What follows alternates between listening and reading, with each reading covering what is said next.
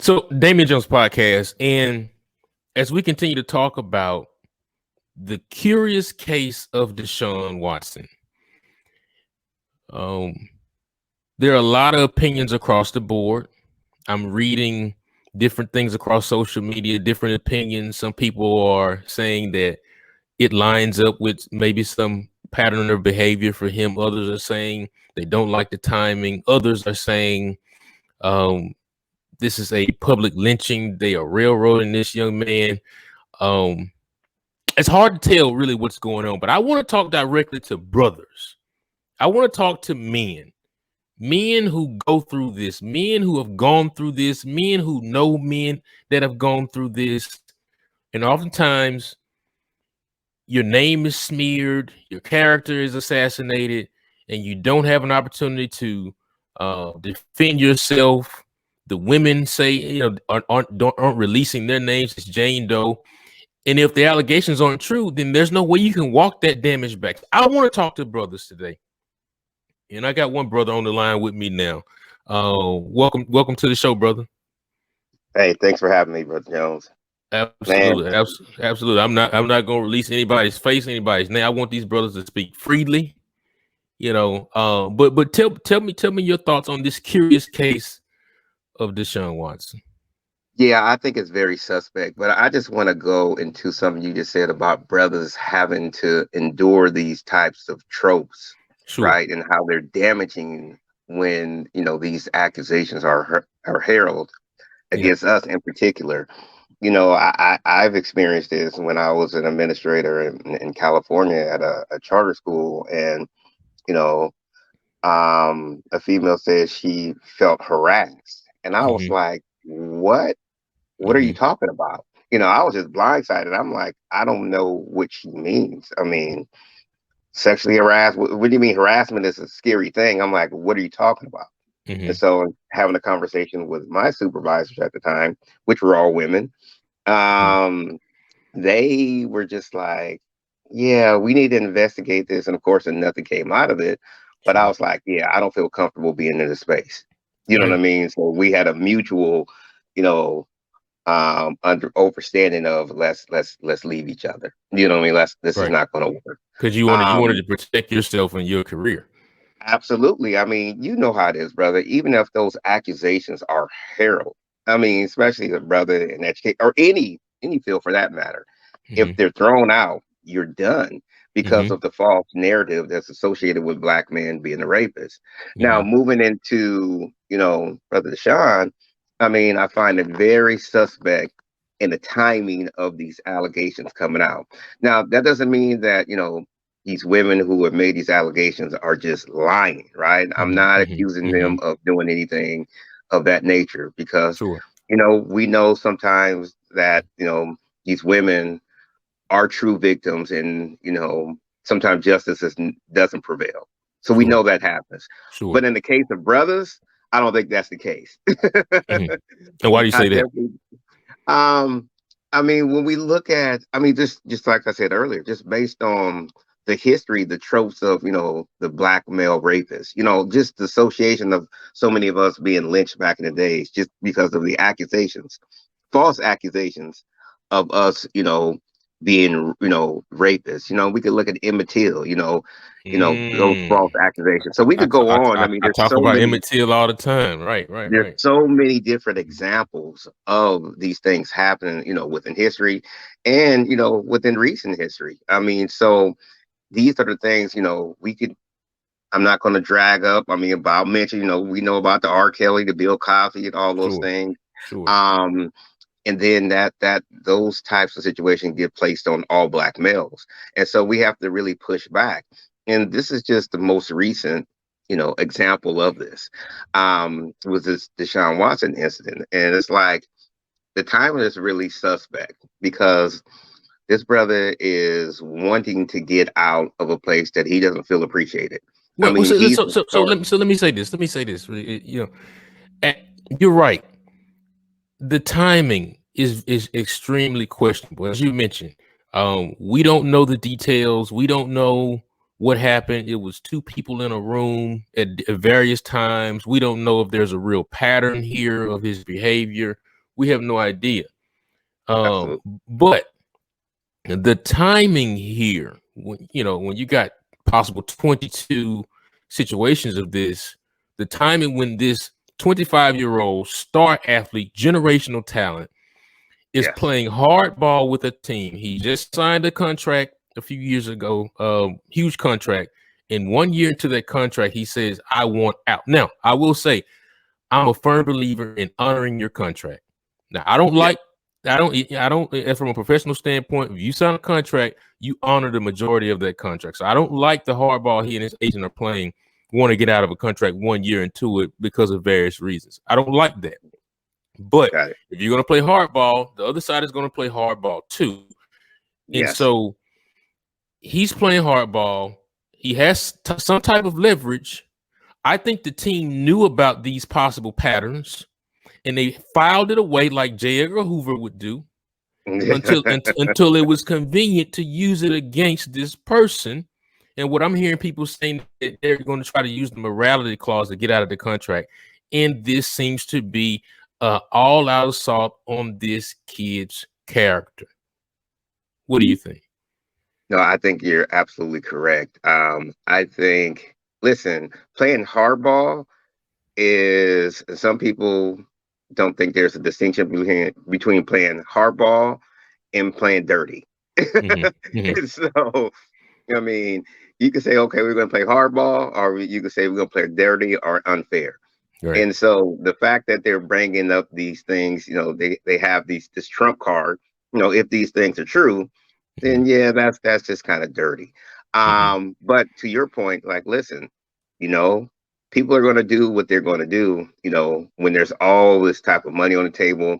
And to your earlier point, listen, if we can't get you on, criminal charges, if we can't, really, if this doesn't go to court, right? But it's already in a court of popular opinion, of public opinion. Yeah. And so we could now, this is the public lynching, right? This is, we don't have to do anything to you because we know society and our racist society is going to take care of the rest, and it's going to undo you.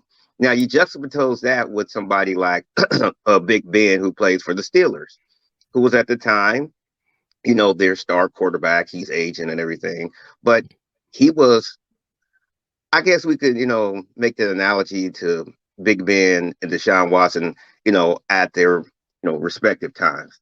Yeah. We heard about the allegations. I mean, numerous allegations of how he got down at the strip club. You know what I mean? Or the gentleman's club, if you want to call it. You talk about Big Ben. Big Ben, yes, sir. Right. Let's say his name. We knew. And, my ex-wife, she couldn't stand it. It was like, listen, he's getting away with this. And I'm like, this is the NFL. They could buy, so they can make whatever disappear that they want, because you're looking at, owners that are billionaires. I mean, you're looking, I don't recall even hearing a statement from the Texans as of yet. This has been going on a week, and I don't think I've heard a statement from the Texans about this, let alone defending or making any type of position of their superstar athlete. And that's very curious as well, because usually, regardless, they'll let it run its course, but everything, they'll make a statement, and usually they'll be defending like, hey, this is unfortunate, everything, but we're going to let, the PR spin that they usually have about these type of things. But your point is that this, my goodness, the silence is deafening. To not have anything being said about your star quarterback, regardless of, of this, current, fight that you're in with them. So it's just unfortunate. It's unfortunate. Let me say this. 2 points I wanted to make. One, the way the media works now, and my friends and I were talking about this. He will never be able to shake this for the rest of his career, ever. Never. It can come out and tomorrow all the ladies can say tomorrow, we were just lying. It doesn't matter at this point. The damage and the stain is already there. In this 24-hour news cycle that we have and bloggers all over the place, once the articles are written and they're on Google, they will never go away. And the first impression of things that people read is what they will think. And all the news publications will not then write an article that will be widely distributed that will say this was not right. Those were lies, XYZ. It's always the initial hit that's going to always, and he'll always be reminded of it for the remainder of his. I mean, hell, Michael Vick is still reminded about dogs to this day, right? Yes, But here's what I really want. We live in a society now where men, that's why I want to talk to men today. Men have been so beat up and so battered over the last several years about having opinions about manhood, about situations where men are afraid to even speak up and defend other brothers as they go through this type of stuff because they don't want to lose their jobs. They don't want to get quote unquote canceled, so forth and so on, right? And as men, at some point, we've got to straighten our backs up and stand tall and speak up for men and other men as they go through these terrible situations, right?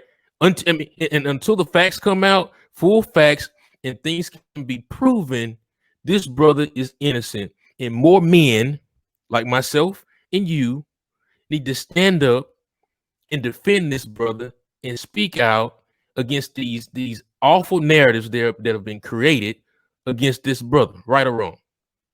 No, absolutely right. And you look at the juxtaposition with him and Governor Cuomo. Like every day, there's new allegations coming out, not only regarding what these allegations from the women, and then you have the other piece of the homes and everything, and the COVID and all that stuff. It's all types of things, and he's like, well, it is what it is. And you have some people that are, Democrat, and they're coming out saying, yeah, he should resign. But it's not the level. See, there's not going to be the same level of scrutiny like you alluded to with Deshaun. There's not, because again, the tropes that are associated with black men is just going to stay there. And my argument is that I think, black cancel culture was really invented for black men.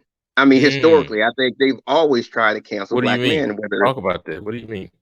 And so what so when I talked about it earlier, the lynching, the non-competitiveness or competing with them, or primarily white folks with their business and everything, we can have that. Or you look at, the deacons of defense, neighbor with guns.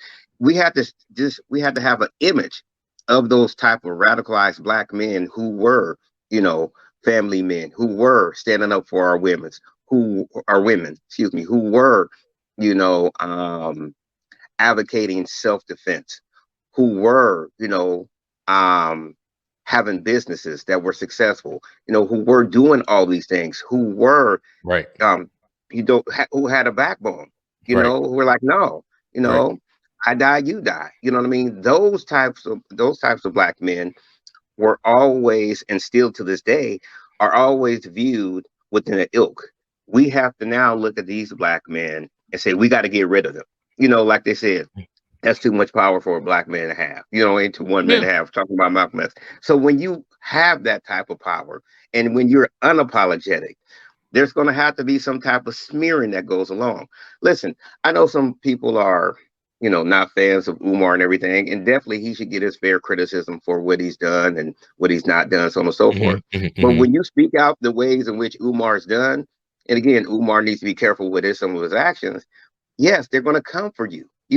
Look at the Honorable Minister Farrakhan. Look at all these brothers who are unapologetic. There's going to be some type of, association with you that's negative. So other black people can't associate with you. And that's the game. It's like Derek Bell says in the rule of racial standing. There's going to be somebody that comes up, a black person, say, we can't be around him. I mean, look at President Obama with Jeremiah Wright. He had to disassociate himself. Don't get me started. Don't get me started. And so we see how this game is played out, right? And so the lynchings happen in a multiplicity of ways, whether it's, they'll kill you directly. I mean, Mm-hmm. you were talking about the things that happen and there's no news media and everything. Well, there was no news media when we're talking about the assassination of Dr. King. I mean, how he was really killed. There was Yeah, no yeah, no news coverage.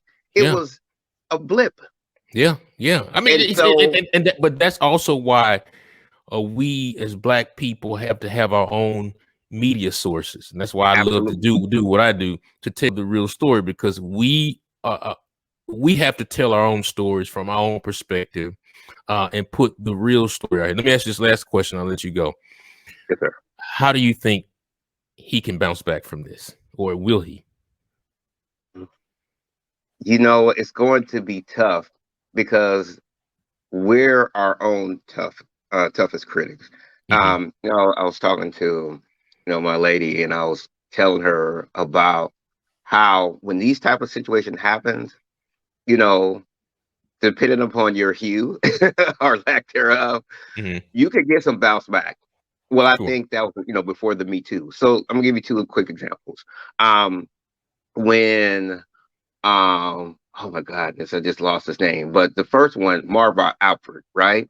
When Hmm. Marv Alford, Oh, he was Marv found Albert, yeah, guilty. NBC, yeah, yeah. Yeah, found guilty of rape, doing something, all kind of freaky stuff, biting and everything. Well, if he like it, I love it, I guess. Well, he was doing his thing, right? And he got caught up on his charges and everything. He was fired. Slowly but surely, he came back. He's still announcing games, right? Yep. It's like, what happened? You Yeah. know, um, the dude that called, he's dead now. Don Imus, they called the sisters, I believe the sisters from Rutgers, nappy headed hoes. Right, right, right. I Well, remember that. what happened to him? Al Sharpton and them came on there. The sisters came on there with perms and everything. And I'm like, oh my goodness, really? And so, and then he gave him a little money and stuff. And then Hmm. Hmm. it blew over for a minute. Next thing you know, he was back on the air.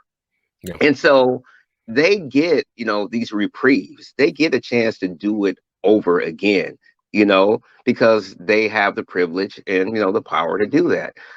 In the case of, these brothers, it's hard. I Hard mean, you mentioned Michael Vick before. He's still apologizing. I'm like, for bruh, that was your, for killing dogs, brother. I'm like, bruh, you still, and it's like, you But know, because he, they beat him up so much, and that's what they try to do, to beat yes, you up at every turn, where you just feel so downtrodden, and and they don't want you to even hold your head up high and move on with your life in but some here's the type of thing. way. They beat you up so much, right? To have you downtrodden just to become paternalistic. Oh, I could give you that second chance. So now Fox is that vehicle, right? That's Hmm. giving him his reprisal. Listen, we beat you down, but we also could bring you up. And Right. that's that type of game, right? We know like I shouldn't say this one of me, but Ron Isley said to R. Kelly, look at you, Kelly. I did this to you. That's like these media giants, what they do to Yeah. black men. Like, Yeah. listen, I could bring you up, I could bring you down, but I could bring you up. And you're right. That's why we need, brothers But like you, unapologetically doing what you're doing. yeah, yeah, and so this brother Deshaun, we're gonna get some other brothers into this conversation, but this brother Deshaun didn't like his contract situation, didn't like the organizational situation. Again, I thought he should have honored more of his contract before he played hardball like this.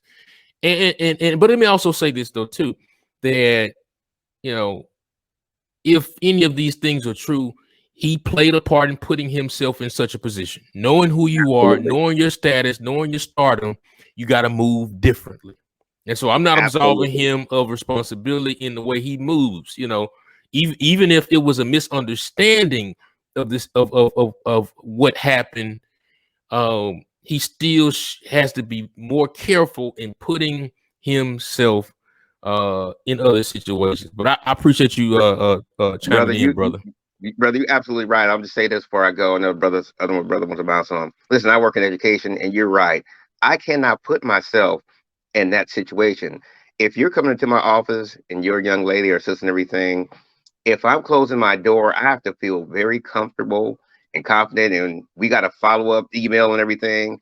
Listen, and when I'm out in public and with students and everything, you're not going to see me stinking or drinking. I'm going to do that anyway, or just, no. You have to make sure you're not putting yourself in situations that to potentially become situations where people are looking at you untoward. Like you, especially brothers, we can't even allow ourselves to be in situations like that. So you're absolutely right. He can't be absolved of, placing himself in those situations. But the sad thing about it is there's never a time for brothers to have any inoculation, any protection from that. You know what I mean? Mm-hmm. Unless they're being sycophilical towards the power structure. You know what I mean? We can Mm-hmm. make this go away if you do this. But if you want to do something against our will, we gonna pull the sheets off of you. And I think that's what's happening here. So, brother, thank you so much. Continued success. All right, folks. You've heard from several brothers, and we got a few more brothers we want to hear from. This is valuable information. I hope that y'all are really listening and taking in what these brothers are sharing with you, because brothers have various viewpoints. Make sure you take a moment right now to subscribe as well. I need one subscriber today, and it should be you. Make sure you hit the like button as well, and let's make sure we are having an interactive conversation. Leave your questions and comments in the chat. So I got another brother on the line right now. Brother, welcome to the conversation. How are you? I'm doing well, man. How about yourself? Good. So the curious case of Deshaun Watson. What's your take on it? Do you have a problem with the timing? Do you think the allegations are credible? Do you think Deshaun has some type of pattern of troubling behavior? What say you, brother? No, Deshaun's only problem is that he has a lot of innocence. His problem is that he's a straight black man in the United States. That those are what his problem is, and the worst thing that you can be is a straight black man who's actually not just innocent, as in the allegations, but you actually have innocence. Meaning that you carry yourself with the expectation that your environment is not engineered to do you harm. And that's the worst thing for black men to have to bring their sons to realize. And, you as a black father don't want to have to expose your black son to the reality that he is a black male in the United States, because that's going to rob him of his innocence. Yeah. And unfortunately, it seems as though Deshaun has not had that talking to the way that he needs to by black father figures in his life. And the worst time to find out that you are a straight black male whose vulnerability is the highest in the United States is when you are on the top of the mountain. Because when you find it out in that place, that's usually when they're coming to kick you off the mountain. Unfortunately. Yeah, and so to your point, really quickly, Deshaun, 25 years old, just signed a massive contract to be the face in the franchise. The face of the franchise in the third largest city in the country. Came off a great statistical year, 33 touchdowns, 7 interceptions for a team that didn't have a lot of talent. And he stepped up to the plate and lived up to the high expectations of high performance on the field. But then the team and he did not see eye to eye on some things, and he wanted out. And although I don't agree that he should have not honored his contract and wanted to get out of his contract so early in the process, he put himself in a position, he and his agent, to play hardball with a powerful organization. But when you talk about that talk, what is that talk that black uncles, black fathers, black men and father figures should have with black men, in particularly high achieving black male entertainers, athletes, high earning, high value men, as our brother Kevin Samuels would say? What is that talk? Well, it's a lifelong talk. It's not a talk that ends at one point, over coffee or at the kitchen table when you're 7 or 8 years old.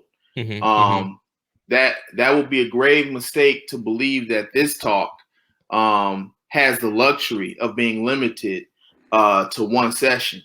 It does not.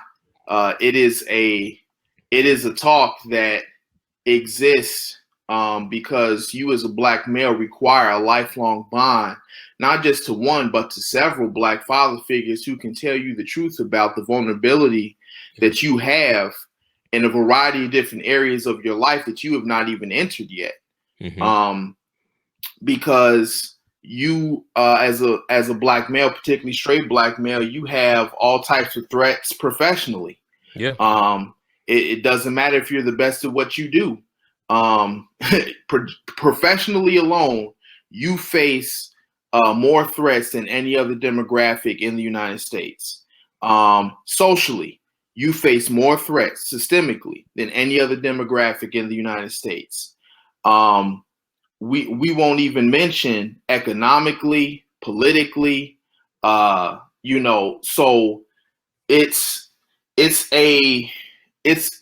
there are several conversations that span several different areas. But he should have had and this is not to put blame on him because you have a right to your innocence, and you being a victim is not your responsibility. That's on your environment.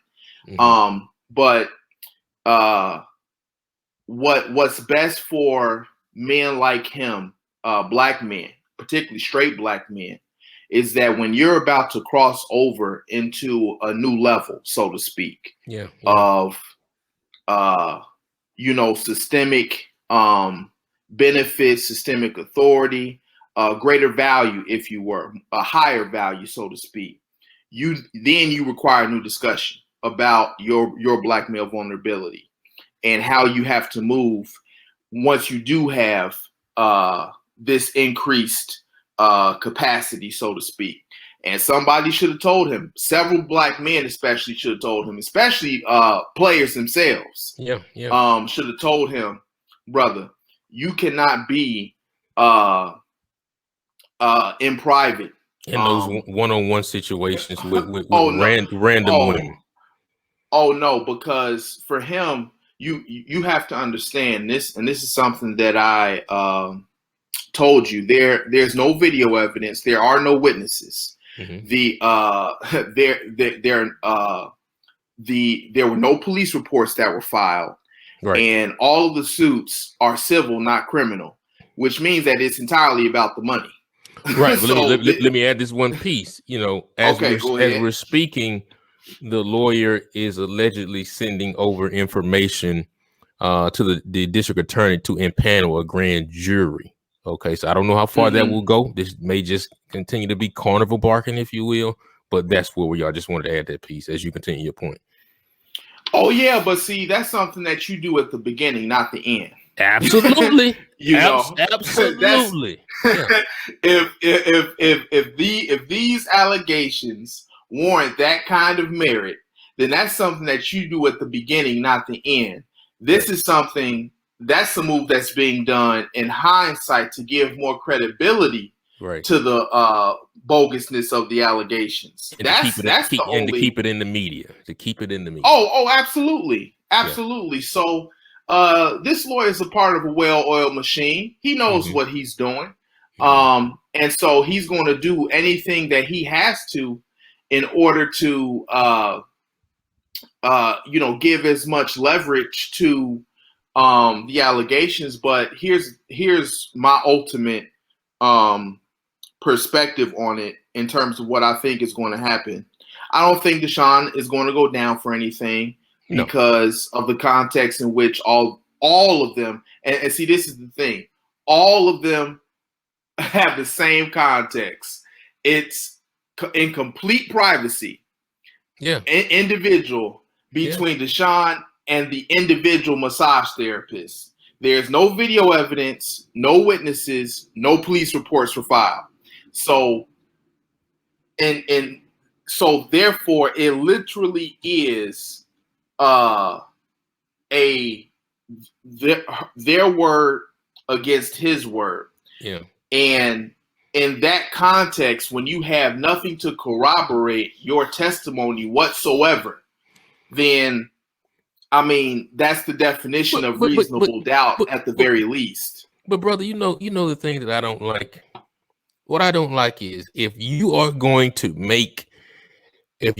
put forth allegations like this, if you're going to stand and say this person did XYZ to me, or this person made me feel XYZ, whatever the case may be, you ought to be able to stand on it with your name. And one of the things I don't like about these type of situations is that when you look at the situation with Brian Banks in Atlanta, and you look at all other whole host of situations where women can make allegations like this, and they can ruin a brother's career or their image or their lives. And in the documentation, their name is Jane Doe. Meanwhile, this brother's name, middle name, address, shoe size, favorite food, church is all over the media forever, attached to this narrative. And if it ever comes out that the woman is lying or wasn't fully truthful or what have you, there was no credence or credibility to the allegations, we still never know their name. There is no apology to these men. There's no repercussions or any type of recovery to their career or their finances in any type of way. And it is flat out wrong. And particularly, disproportionately, you agree with me, brother, this happens to black males, right or wrong? Oh, absolutely. Absolutely. And to accentuate your point, when I first got the news, I was so furious that I almost started crying. Yeah. Truth be told, because as a black male,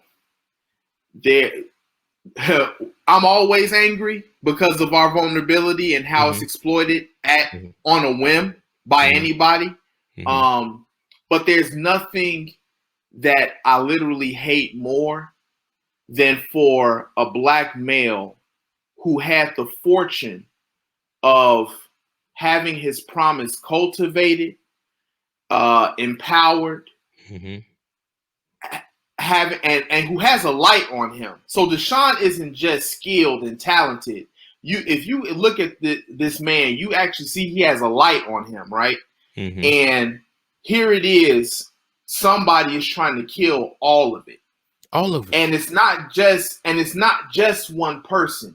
See, if it was just one person who was on some vendetta type stuff, I would actually tend to be, I don't want to say more forgiving, but I will be less upset. Yeah. But it's literally the height of demonic activity to engage in a conspiracy against the innocent. That and that is what's going on here. This is a conspiracy that is being launched against an innocent man. Innocent. Innocent. And he has so much promise. He has light, and it's for those reasons that he's being attacked in this way. It's only because of that he's being attacked in this way. And it is literally a plot by white supremacy to its finest against a black male. That and this is my personal belief, and I know a lot of people have shared this belief as well. But the lawyer is supposed to be friends with the ownership of the Houston Texans, and I keep hearing it. I keep hearing it. Right now, I hear that too. But what I will say is that this, to me, is what white supremacy does when they realize we can't control you. Yeah. You actually have leverage. And so because we're in a no-win situation, we're going to try to harm you for putting us in a no-win situation. We're going to try to harm you. Yeah, go ahead. This has the Texans written all over it, brother. This has the Texans. You ain't gonna tell me otherwise. This has the Texans written all over. When it was just one or two allegations, I said this is the Texans, right? Mm-hmm. He looked to strong arm them. You got this young kid to say, you're not gonna control me. I want out. I'm gonna leave you high and dry. I'm gonna sit out, and I have control of leverage and control over my career.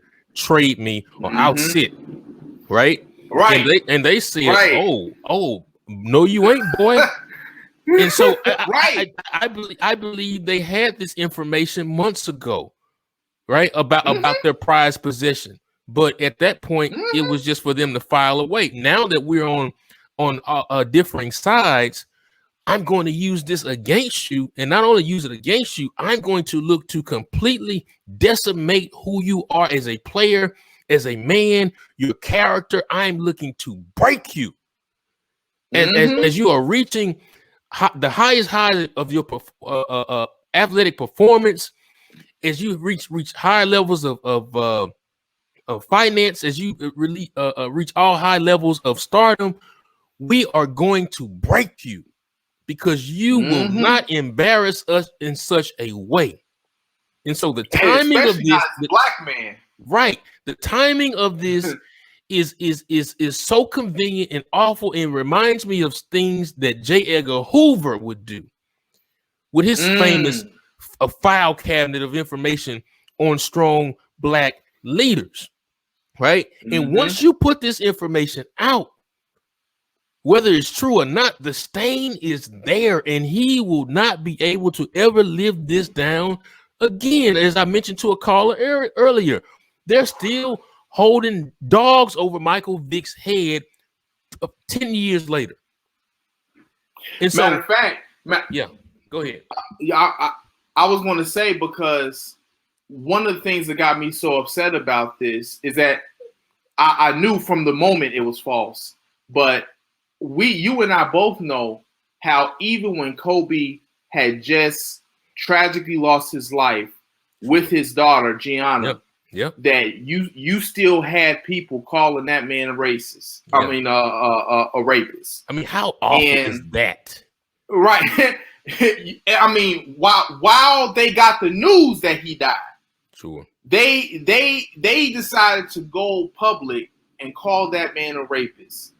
And so so you and I both know it doesn't matter about Deshaun's innocence. This country is built on attaching narratives to black men, whether they're guilty or innocent. And they're going to be a large section of this country who, no matter what Deshaun does, no matter how innocent he is, they are going to use these accusations as a way to cement these stereotypes about black men. That's what they're going to do.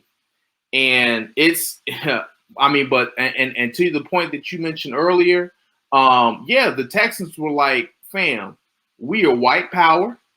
And especially you as a black man, like, we run you all. You are not going to embarrass us like what you're doing. And you're especially not going to do it and get away clean, because he's gone. So this isn't about them trying to keep Deshaun Watson there. This is literally just a straight up retaliation, because he's going to go either way. And so if you're going to go, your punishment for strong arming us as, like, because first of all, this doesn't happen in the NFL. Like, this truly doesn't happen. A player does not strong arm an organization, especially in their prime.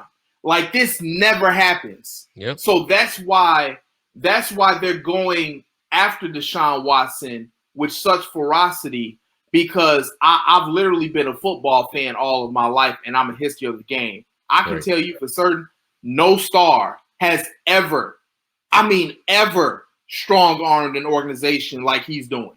Right. Like it's never happened.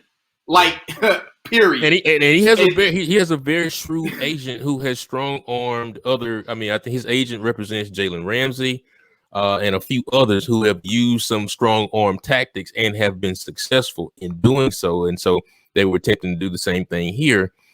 It's just there was some information in the back pocket of the Texans that they decided to use against this brother in this very, very, very nasty, vicious, racist, and just damaging way, right?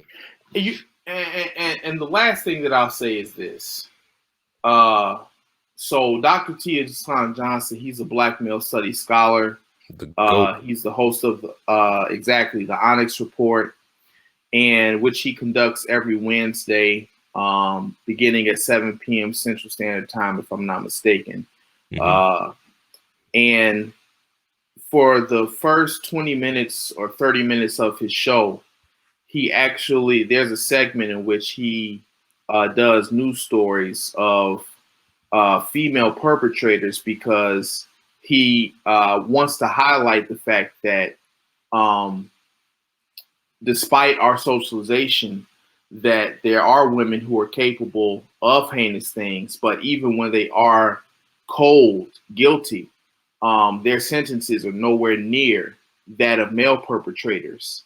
And you and I, we come from a tradition where we have heard fathers, uncles, brothers, friends talk about the punishment that they would levy against male perpetrators for doing heinous things, particularly of a sexual nature against women. But so I want to take those perspectives and I want to bring them here. And this goes back to the heart of why you said that accusers of sexual assault should have their names as public as those they are accusing. Because if men have a historical expectation on them by women to levy even lethal punishment against male perpetrators when it comes to sexually based crimes, okay, what do we do when there are a legion of women in this case who are clearly exploiting a black man's systemic vulnerability and doing it simply because it's allowable on a systemic basis and because this brother has pockets to exploit? Yeah, that's what it's about. That's what it's about. So that conversation though about what do we do when when there are female perpetrators of false allegations, because it's a difficult enough time to even getting them to be held accountable at all, and yet they get a free pass to attack. Well, you can't hold anybody accountable if you don't know their name. Exactly. You know? And let me say this last thing, and then I gotta go. But yeah, what I learned about lawsuits is that you can say almost anything in a lawsuit, and it doesn't have to be fully true, and it's protected by First Amendment free speech. And so you could stretch things out and really make them salacious, so forth and so on. And there's nothing a person can do that you are levying these allegations or actions against, because it's protected by free speech within a lawsuit, right? And so you have that on one end. Then on the other end, you're not putting your name to it. So all the shame, guilt, burden, damage is levied historically on men, particularly black men. Now we can never recover from it, no matter what the facts say that you didn't participate in such actions. No matter that people you will be clear, so forth and so on. That stigma will always, forever be attached to you, And I'm like you, brother. I cry for this brother. I cry for many other brothers. I'm angry for this brother. I'm livid for all the other brothers before us and after us. I'm angry and livid, and I cry for our sons, our nephews, who will be subject to this because they in their innocence, they will be taken advantage of in such a way and introduced to the world, introduced to the underside of this world in such a painful way, and oftentimes in a way that puts you behind bars. Yep. And it is a cruel way to experience the world, and you are mentally torn apart for the rest of your life, scrambling to put the pieces of your life back together, mentally, physically, spiritually, so forth and so on. And we've got to do something about it, number one. Number two, we got to have more brothers with backbones to stand up and speak loud, strongly, and freely in defense of our brothers who go through this type of thing. We got to get away from being afraid to lose our jobs and be canceled and having an argument with folks who don't understand, right? Yep. Somebody has to stand up for us, brother. And that's why I wanted to make sure I have a conversation with brothers today. Because so many of these conversations are about are bashing men, banging on men, talking about all the negative things that men do, right? And are there men that participate in this type of activity? Yes. And should those men be held accountable when gone through a thorough process, a fair process, and found guilty of such? Absolutely. But that should apply also to women who lie, right? And their names should be put on display. And we need to have a fair world. And this should not be happening to Deshaun Watson. If you are a Texans fan out here listening to me today, you ought to strip off every piece of Texans paraphernalia in your house, in your closet, in your car, anywhere. I've never cared for the Texans anyway. Don't watch their games anyway, and I live in the city because they suck. But going forward, I guarantee you, I will never buy a ticket to a Texans game, support them in any type of way, where any paraphernalia, hell, I might even say the word Texans anymore. And if you are a free thinking, respectable African-American person, man, woman, whoever, if you are a free thinking, respectable person, and you see what is happening here to Deshaun Watson, you ought not support anything related to the Houston Texans. What's your last thought, brother? Oh, I would say that's really the ultimate reason why they are retaliating against Deshaun Watson in this way, because there is no replacement for Deshaun Watson for at least another 10 years. Yeah. There are certain players in any sport that are simply once in a lifetime. Deshaun Watson is going to go down as one of the greatest, if not the greatest quarterback of all time. Mark my words. And there's nothing to replace that. I mean, nothing that even comes close. There are not even 5 players that they could trade for that are going to equal the value of a Deshaun Watson. And so that's the ultimate reason why they're retaliating against him like this, is because when you lose certain players in their prime, this man is not even 26 yet. And we know how the rules benefit the longevity of quarterbacks above any other position in football. So this man is going to be on a Hall of Fame level for a very long time.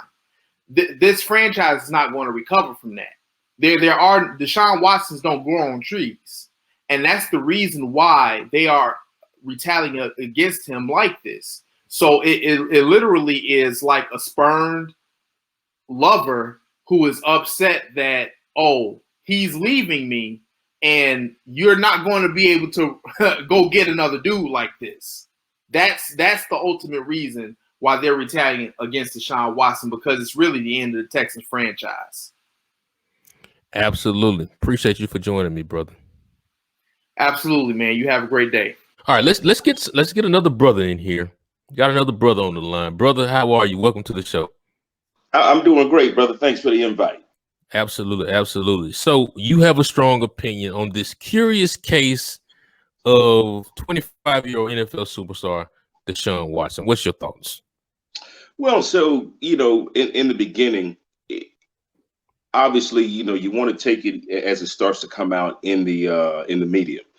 But for me, most of my opinion is based on the fact of having seen this before, and these young brothers who are multi-millionaires as a brand, not really understanding that, once it's their business until it becomes our business, and then you learn about the business. I think that's what I posted, earlier this morning.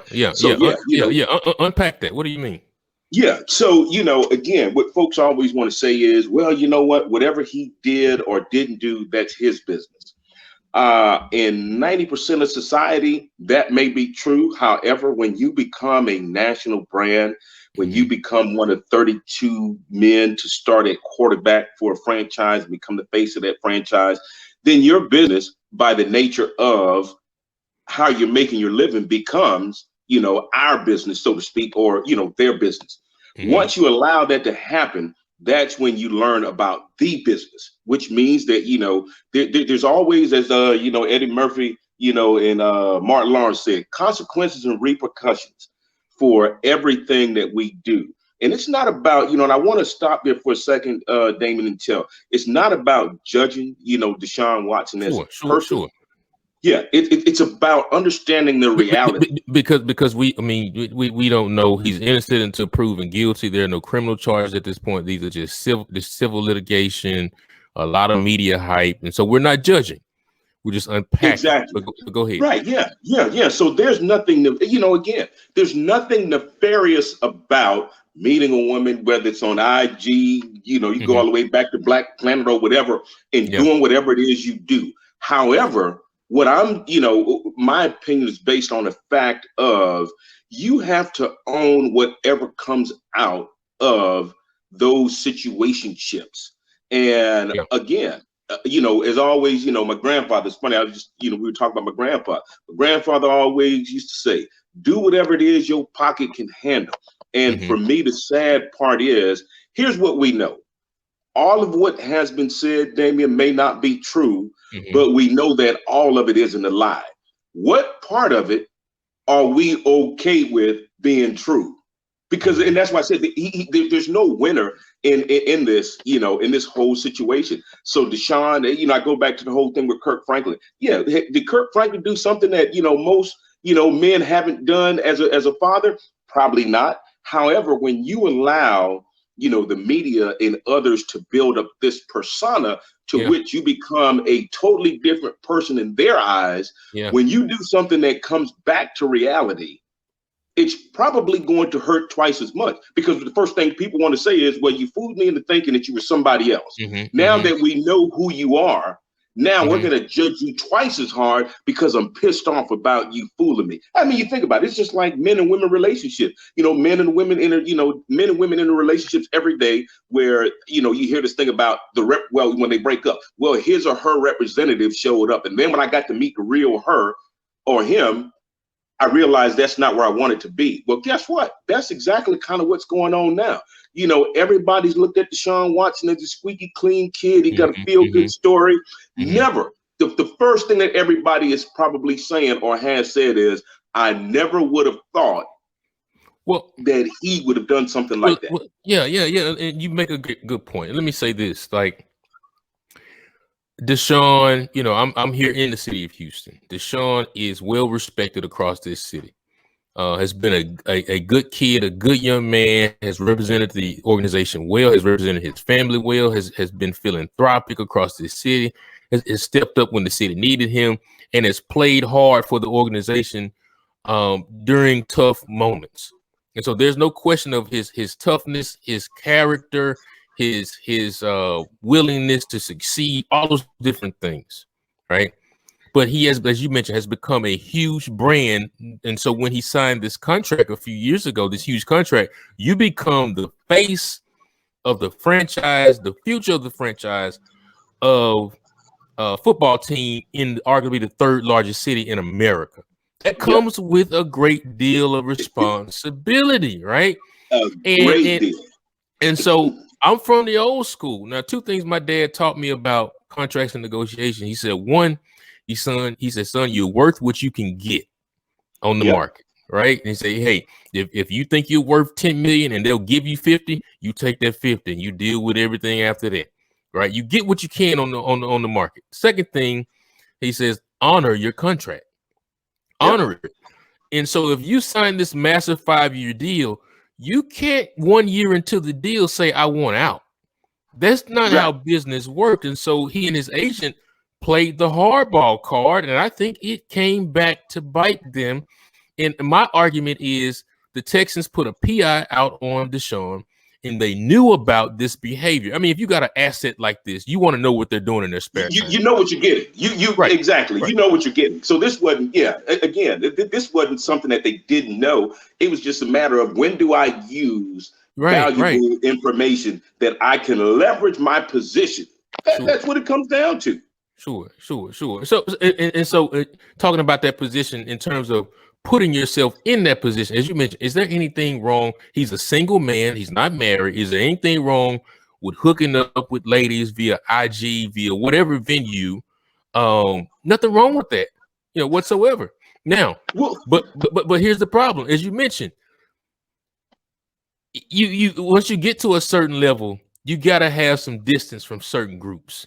You got to put certain things. You got to put buffers in between certain things. And if the things are true, what have been alleged, he made the mistake of putting himself in some willy-nilly situations where you couldn't control the variables and the outcomes. Right. And there you have it. Go ahead. I know you wanted to chime in on that. No. And there you have, you brought up a perfect point, Damien, and that being, absolutely, you're a single man. So let's unpack that whole situation, as you would say. You're a single man. You meet women on IG. You guys hook up, do whatever it is you want to do. Here's where it becomes a problem, where you leave yourself open for litigation and interpretation. When it comes out that all of these women you have met are under the guise of them being masseuses and you getting a massage. Come on, brother. So let me get this right. You're a $150 to $200 million brand, and massages are a vital part of your vitality in the league. Absolutely. But here's what you're telling America, that you're so dumb or uninformed about your own worth that you go on Instagram to find somebody to take care of the one thing that's making you all that money, your body. Right. Think about it. Come on, David. Think about it. That's like me saying, hey, you know what, man, I need to get my whole house rewired. And instead of me, going out to some of these reputable, establishments or websites or wherever to get an electrician, I go on Instagram and say, hey, any brothers out there know anything about electrical wiring? No background info, no nothing. I bring them in my house, let them rewire my whole house, and my shit burned down. Come on, brother. Because that's really what's happened. Again, and now it's to the point where he can't control the narrative, because remember, he was the one. So again, as they say, man, this social media is such a killer. So there's a matter of record of those conversations. And some of them have been strategically leaked. So if I don't know nothing else, let me say this allegedly, because I don't know how authentic those text messages okay, are. Right, exactly, authentic during the discovery phase. If they want to, given the source that they're coming from. Let me just say that. But go ahead. Right. So and he's saying, hey, you know what? It's consensual. Okay, fine, but. What's consensual? Because here's the other piece that comes, to mind, Damien, as we think about this. Our athletes, entertainers, politicians, and when I say ours, I'm talking about African American. Here's what ends up happening. They put themselves in positions where they compromise themselves but yet put the pressure on us to back their BS no matter what. And that's kind of what made me speak up was, hey, you know what? Let me tell you something. I'd never be the first to say that I'm squeaky clean. Let me tell you something, bro. Yo, you know, as a single man, your brother probably knows stories about me. Man, that's one of the reasons why I probably never run for office. But here's what I can tell you. Everything that Sean Fogle has ever done, I know the price that's attached to it. So what I don't do is I don't put people in bad situations where their values are compromised back in my BS. And that's the thing that I wish these athletes would get a little better at, because, you know, the Black Caucus is going to show up and show out for our heroes, so to speak. You know, and it's sad when we get out there. You know, I go back to the story of Andrew Gillum. You know, folks were, you know, I had some very strong opinions about, you know, what he did, you know. Yeah, you got strong opinions on every damn thing, but that's good. Yeah, well, I'm just saying. but you know, but again, it was just like, hey, bro, I didn't care what he did, bro. Live the life that you want to live. That's your business. That's your business until it becomes our business, and then we have to talk about the business, because what ends up happening is, for me to just carte blanche, you know, back everything that you do, now that brings into question, well, what is it that I value? And that's something that I really, really guard against. So you're not just gonna go out there, you know, do something crazy, and then all of a sudden now, because I'm Black, I got to back you. No, because I want folks to know, whether you're Black, white, I don't care, Chinese, Japanese, no needs. I'm going to speak truth to power, because I want my opinion to mean something. But let me say, hey, you know, But let me ask you this, Damien Jones podcast. I'm talking to brothers about the curious case of Deshaun Watson, you know, and all respect to ladies, I want to talk to brothers who go through this, who have their lives torn up, who have their images ripped up, who go through pain and have to deal with this stuff all of their lives. And they know brothers who have seen this happen too. I want to hear from brothers today, because we can learn so much hearing from these brothers. But let me ask you this, brother.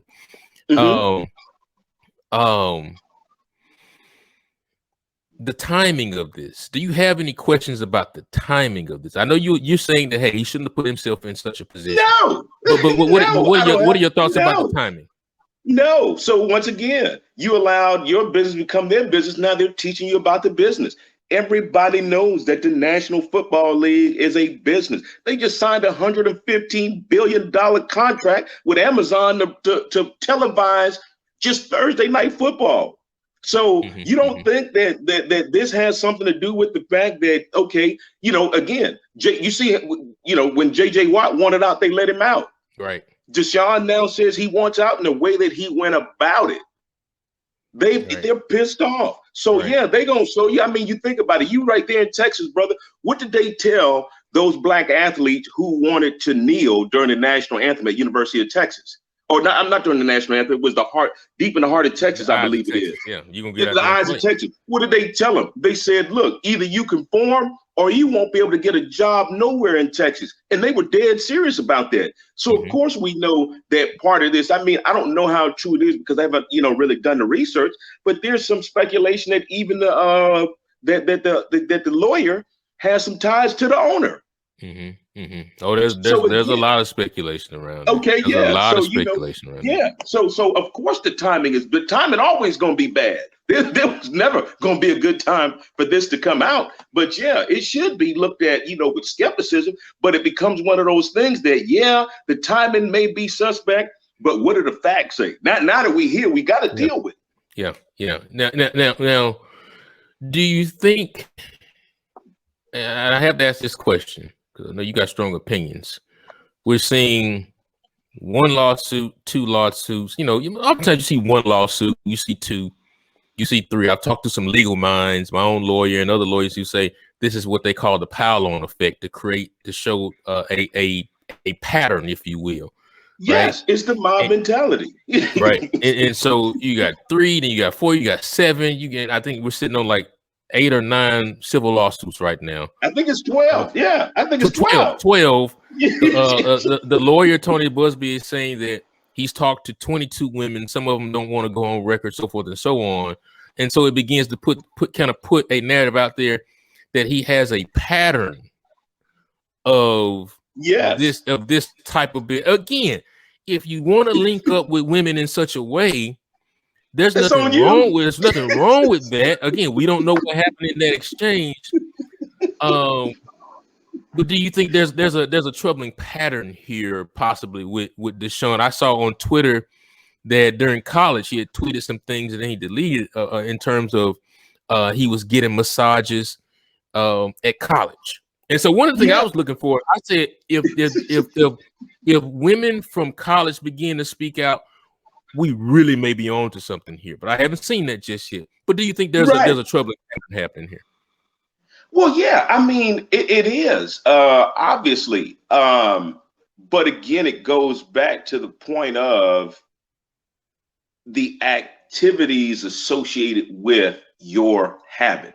Nobody cares that you want to hook up with somebody on Instagram. That goes on every day. Where it comes down to is you not understanding the gravity of who you are, and that's the one thing that I always tell folks that what you become sometimes dictates what you are able to and not able to do. Like, for example, Michael Jordan. Michael Jordan can't go to 7-Eleven, to the supermarket, nothing like that, because of who he is. Sure. So there's a price to pay for you living out your dreams. I don't care what your dream is. There's always going to be a price to pay.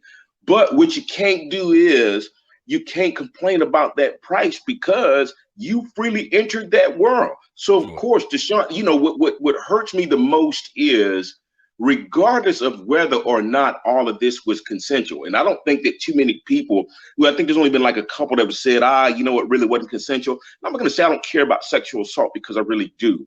What I don't care about is the fact that it has all been consensual.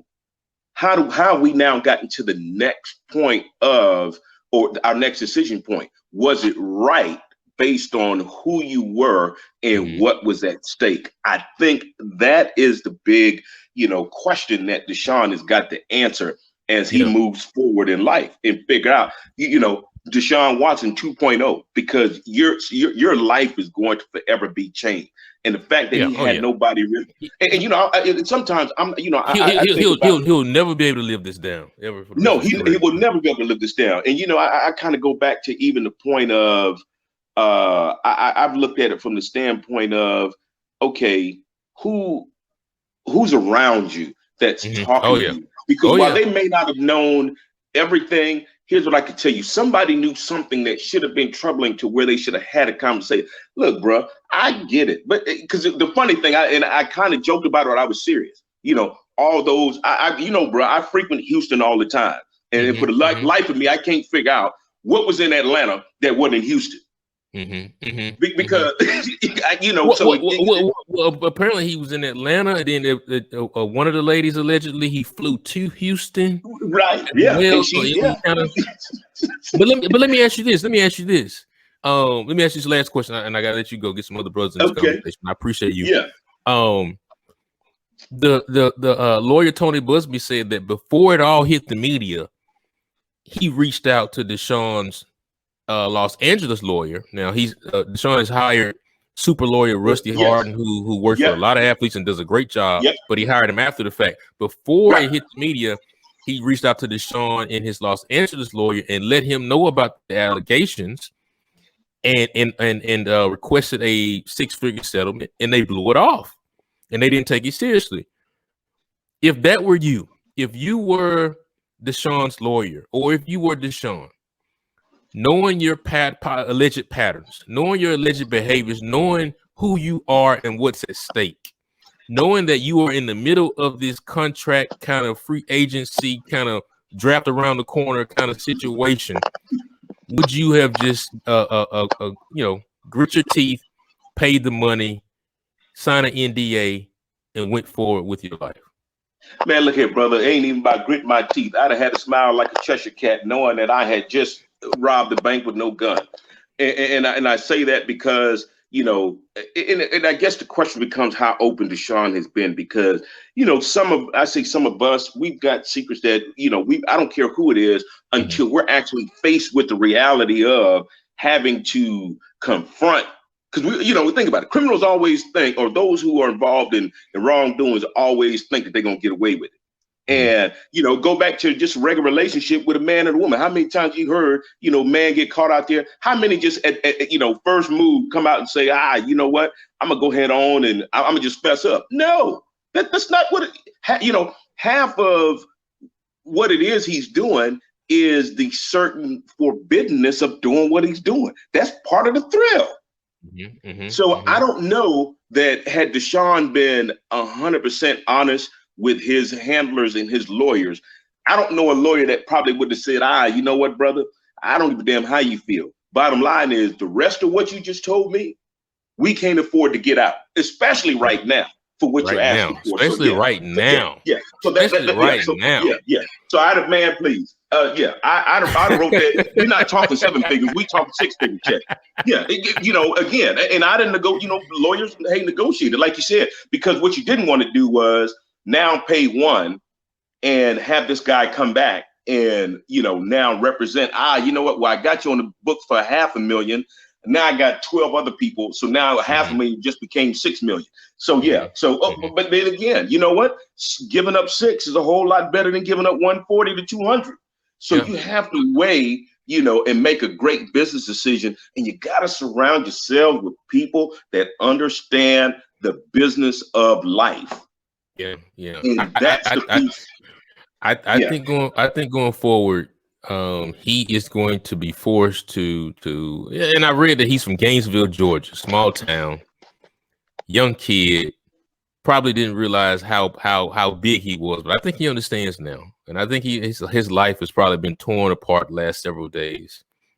And I think going forward, he's going to become more insular. He's going to become more strategic. He's going to make sure that he has honest and brutally honest people around him going forward. And I believe that he's going to be fine. He's a generational talent. He's going to play again. He's going to get a big contract again. Team's going to be knocking down the door to sign him if he gets released from this current contract. But I think there are a lot of lessons for him to learn. And I think this is a lesson for up and coming athletes in any sport, especially African-American athletes, how to handle yourself, what positions not to put yourself into, and so forth and so on. But I appreciate you coming on and giving me your strong thoughts, brother.